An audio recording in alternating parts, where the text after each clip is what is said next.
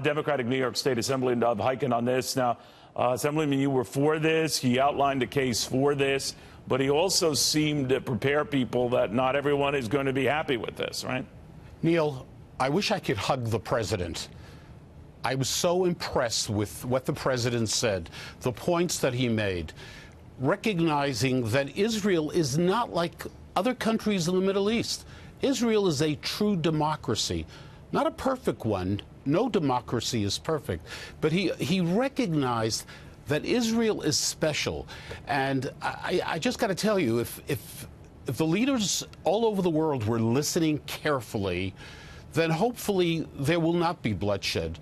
But I think most of the world, in particular in the Middle East, I mean, the terrorist organizations there, it doesn't matter what the president says. Every opportunity they have, look, they're for the destruction of the state of Israel. They're not for any part of Israel.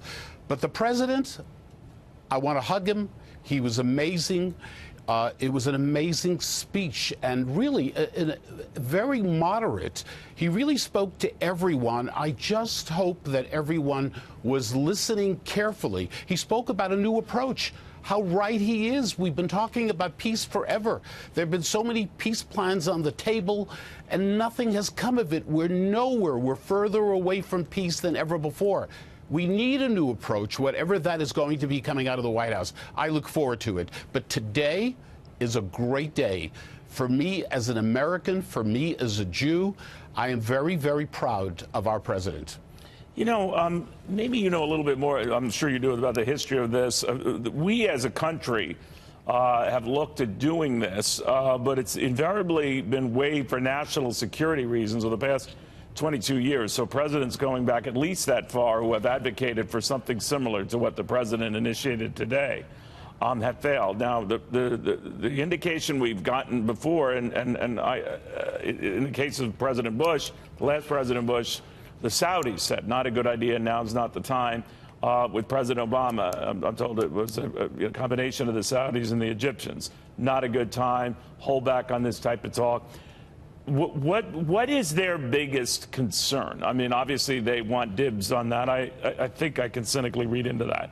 But is there something more here? What am I missing? Well, first of all, countries like Saudi Arabia and other countries in the Middle East have relationships with Israel. Right. They're not public, but they do.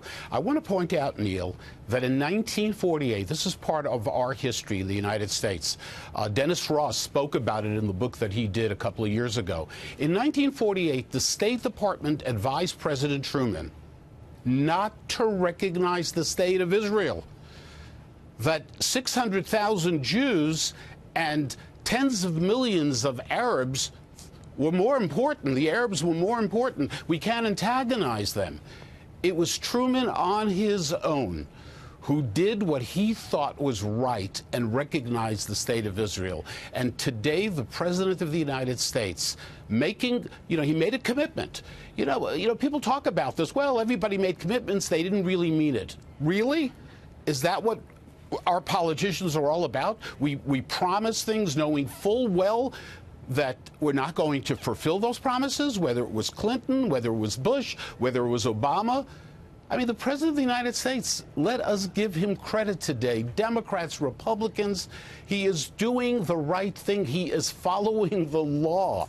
And we should not be intimidated by our enemies and by those who say, 3 days of rage. By the way, Neil, not 3 days of demonstrations, not 3 days of, getting your point of view across. Rage, you know what rage means in the Middle East? It means murdering innocent people. That's what it's all about. So, the president could not have presented his case in a more moderate way, trying to deal with everyone and everyone's concerns. So, again, I'm in New York. If I was in Washington at the speech, I would have gotten up and walked over and put my arms around the president.